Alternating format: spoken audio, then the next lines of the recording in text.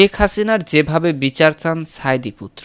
আল্লামা দেলাওয়ার হোসেন সাঈদীর পুত্র ও ফিরোজপুর ১ আসনের জামায়াত মনোনীত প্রার্থী মাসুদ সাঈদী বলেছেন, আমি ৫ বছর উপজেলা চেয়ারম্যানের দায়িত্ব পালন করেছি। কেউ বলতে পারবে না ১০ টাকার দুর্নীতি করেছি। আমি একটি পরীক্ষা দিয়েছি। আমার কলিজার ভেতরে যে আল্লাহর ভয় ছিল, সেই ভয় আমাকে শিখিয়েছে বাংলাদেশ জামাত ইসলামী।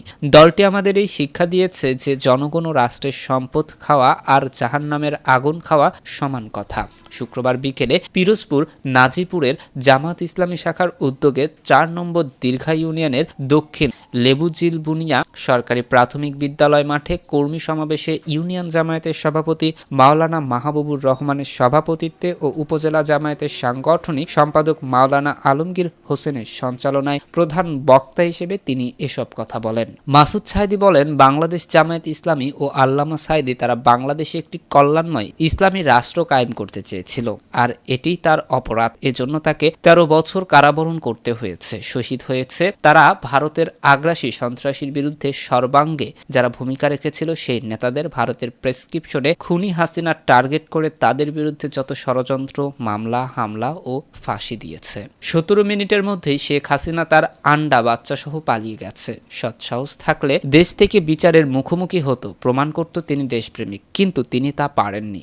মুখে বলে শেখের বেটি, পালায় না। তাহলে পালালো কে? তাহলে সেই শেখের বেটি নয়, অন্য কারো? সাঈদী পুত্র বলেন, ১৯৮১ সালে বাংলাদেশে এসেছিল শুধু ভারতের এজেন্ডা বাস্তবায়নের জন্য। সেজন্যই আজ দেশকে ধ্বংস করে ভারতে পালিয়ে গেছেন হাসিনা।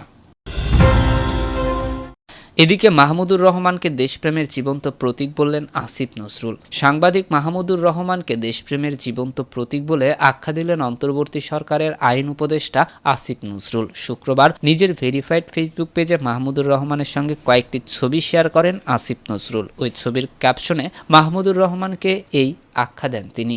আসিফ নজরুল বলেন, সৎ সাহস আর দেশপ্রেমের জীবন্ত প্রতীক হচ্ছেন মাহমুদুর রহমান। বহু বছর পর দেখা গেল প্রিয় মাহমুদ ভাইয়ের সাথে, দুদিন আগে বাংলা একাডেমিতে। ধন্যবাদ কবি নজরুল ইনস্টিটিউট ও লতিফুল ইসলাম শিবলি।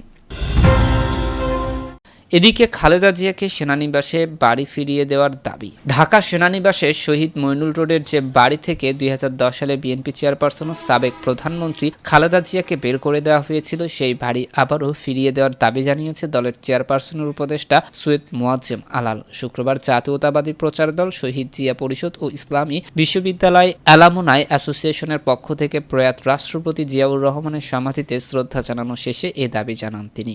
আলাল আরও বলেন, নবগঠিত নির্বাচন কমিশনের ওপর বিএনপি আস্থা রাখতে চায়। কথা বেশি না বলে নির্বাচন কমিশন কাজের মাধ্যমে তাদের সক্ষমতা প্রমাণ করবে। একই সঙ্গে সরকার যেসব সংস্কার কাজ শুরু করেছে তা দ্রুত শেষ হবে বলেও প্রত্যাশা করেন তিনি। এই সময় জাতীয়তাবাদী প্রচার দলের সভাপতি মাহফুজ কবির মুক্তা, প্রচার সম্পাদক সাদেক হোসেন সাদেক, জিয়া শহীদ জিয়া পরিষদ ঢাকা মহানগর উত্তর শাখার সভাপতি ওহিদুল আলম লিখন, ইসলামী বিশ্ববিদ্যালয় অ্যালামনাই অ্যাসোসিয়েশন সভাপতি ওয়াহিদ হাসান শিপন প্রমুখ উপস্থিত ছিলেন। এদিকে বিপ্লবী সরকারের উপদেষ্টা হবেন বিপ্লবী, বলেছে রিজভী। অন্তর্বর্তী সরকারের প্রধান উপদেষ্টা ডক্টর মোহাম্মদ ইউনূসের প্রতি অনুরোধ জানিয়ে বিএনপির সিনিয়র যুগ্ম মহাসচিব রুহুল কবির রিজভী বলেছেন, বিপ্লবী সরকারের উপদেষ্টা তো হবেন বিপ্লবী, তাদের চেতনা থাকবে অত্যন্ত গতিশীল। তা না করে বাংলাদেশে কি আর কোনো উপযুক্ত লোক নেই সরকার চালানোর জন্য যে তাদেরই বাছাই করে নিয়ে আসতে হবে? তারা এখন তাদের পছন্দ মতো কাজ করছেন, এটা হয় কি করে? গণবিচ্ছিন্ন মানুষ কোনোদিনই জনগণের উপকারে কাজে লাগে না। গণবিচ্ছিন্ন মানুষ কখনোই কল্যাণকামী এবং বিপ্লবী কোনো কাজ করতে পারে না। শুক্রবার বিকেলে নয়াপল্টনে গণ অভ্যুত্থানে রিকশা চালকদের হত্যার প্রতিবাদে এক বিক্ষোভ সমাবেশে প্রধান অতিথির বক্তব্যে এসব কথা বলেন তিনি। বিক্ষোভ সমাবেশটির আয়োজন করেন সাধারণ রিকশা চালকেরা। বাংলাদেশ ব্যাংক অফিসার ওয়েলফেয়ার কাউন্সিলের নির্বাচন প্রসঙ্গে রিজভী বলেন, আমি বাংলাদেশ ব্যাংকের গভর্নরের উদ্দেশ্যে বলতে চাই, ব্যাংক বিমায় নির্বাচন করা হচ্ছে শ্রমিকরা। শ্রমিক কর্মচারীর একটি সংবাদ দেখলাম, অফিস কল্যাণ সমিতি না কি যেন একটা কল্যাণ সমিতি নির্বাচন করেছে, যেখানে আওয়ামী লীগের সমর্থিত লোকেরা বিজয়ী হয়েছে। এটা কি করে সম্ভব? বিগত ১৫ বছরে হয়তো ছাত্রলীগ যুবলীগ দেখে দেখে অফিসার নিয়োগ দেওয়া হয়েছে, সবকিছু নিয়োগ করা হয়েছে।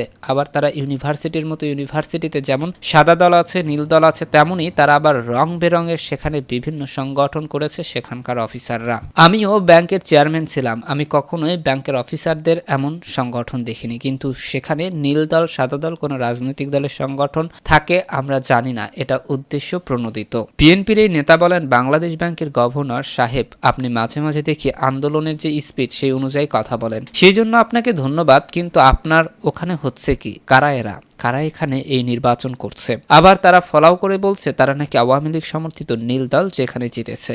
ঘাপটি মেরে ব্যাংকের টাকাগুলো পাচারের ক্ষেত্রে এই লোকগুলোই কিন্তু জড়িত। এদের অ্যাপয়েন্টমেন্ট দেওয়া হয়েছে 15 থেকে 16 বছর ধরে। তারা এখনো ভেতরে ষড়যন্ত্র করছে। আপনি তাদের চিহ্নিত করে তাদের বিরুদ্ধে ব্যবস্থা নিচ্ছেন না কেন? এর কারণ কি? রিজভী বলেন, আজকে সালমান এফ রহমান, আজিজ খান একের পর এক যারা আঙ্গুল ফুলে কলাগাছ হয়েছে, আর সেই কলাগাছ হয়েছে তারা ন্যায় নৈতিক ব্যবসা বাণিজ্যের মধ্য দিয়ে নয়, তারা হয়েছে অনৈতিক ব্যবসা বাণিজ্যের মধ্য দিয়ে। শেখ হাসিনা যাদের অনুকূল্য দিয়েছে তারাই আজকে লুটে পুটে চেটে টাকা পাচার করে আজকে কেউ কেউ বিদেশে অবস্থান করছেন। এই দেশের আইন শৃঙ্খলা বাহিনীকে তিনি সুযোগ দিয়েছিল, তোমরা মারো ধরো লুটপাট করো, কিন্তু আমাকে তোমরা ক্ষমতায় রাখো। অন্তর্বর্তীকালীন সরকারের উদ্দেশ্যে তিনি বলেন, আলুর কেজি 70 থেকে 75 টাকা এখনো যদি থাকে তাহলে মানুষের যে বিশ্বাস, সেই আস্থা বিশ্বাস তো কমতে থাকবে অন্তর্বর্তীকালীন সরকারের প্রতি। আজকে ডিম, তেল এগুলোর দাম এখনো কয়েকটি কোম্পানি নিয়ন্ত্রণ করছে। সেই কোম্পানিগুলো আপনারা ধরছেন না কেন? এই সিন্ডিকেট বাজদের আপনারা ধরছেন না কেন? কেন ডিমের দাম এখনো আকাশচুম্বী থাকবে? কেন সোয়াবিন তেলের দাম এখনো আকাশচুম্বী থাকবে? এই যে নিম্ন আয়ের মানুষ, কৃষক, সিএনজি চালক আগে যেমন ছিল এখনো তাই থাকছে। কেন এই পরিস্থিতি হবে? এখন তো মানুষ একটু সুখের মুখ দেখবে। সেই সুখের মুখ এরা যদি না দেখে, এই যে গণতান্ত্রিক চেতনা, এই যে আত্মত্যাগ, এই যে রক্তপাত, এই যে অকাতরে জীবন দেওয়া, এটা তো সম্পূর্ণরূপে ব্যর্থ হবে। আর কয়েকটা আপনার সুখে থাকা উপদেষ্টারা এসে বড় বড় কথা বলবে, আর তারা নিজের মতো করে যা ইচ্ছে তাই করবে। এটা তো চলতে দেওয়া যায় না। বিএনপির এই নেতা বলেন, অনেকেই দীর্ঘদিন বঞ্চিত ছিলেন, শুধু চাচা, মামা, খালু অথবা ছাত্র জীবনে বিরোধী ছাত্র দলের ছাত্র রাজনীতি করেছেন বলে যারা ক্যাডার সার্ভিসে এএসপি ছিলেন তারা এএসপি থেকে গেছেন। তারা এই অন্তর্বর্তীকালীন সরকার অর্থাৎ ডক্টর মোহাম্মদ ইউনূস সাহেবের সময় হয়তো প্রমোশন পেয়ে একটা জায়গায় আছেন।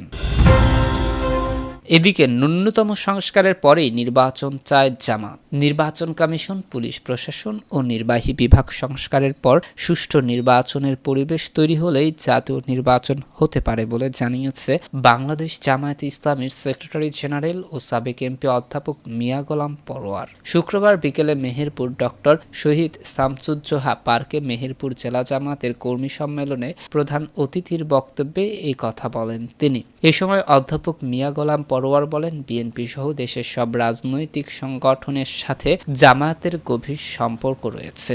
ইসলামী আন্দোলনের দল সহ সব দলের সাথে সংলাপ চলছে। গণতন্ত্রের স্বার্থে যারা ঐক্যবদ্ধ থাকবে তাদের সাথে জোটবদ্ধ নির্বাচন করবে জামাত।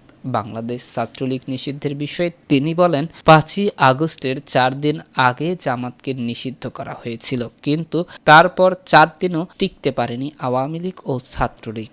জনরোষে পড়ে দেশ ছেড়ে ভারতে পালাতে বাধ্য হয়েছে শেখ হাসিনা ও তার আত্মীয় স্বজন। আওয়ামী ফ্যাসিস্টের বিচার জনগণই করবে। তারা নির্বাচনে আসতে পারবে কিনা সেটি জন আকাঙ্ক্ষার ওপর নির্ভর করবে।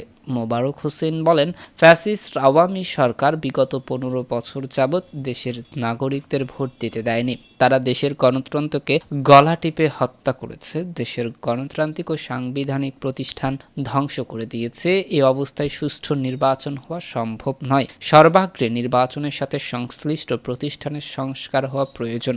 আমরা আশা করি অন্তর্বর্তী সরকারের দ্রুততম সময়ে নির্বাচনের সুষ্ঠু পরিবেশ তৈরি করে জন আকাঙ্ক্ষার প্রতি সম্মান দেখাবে।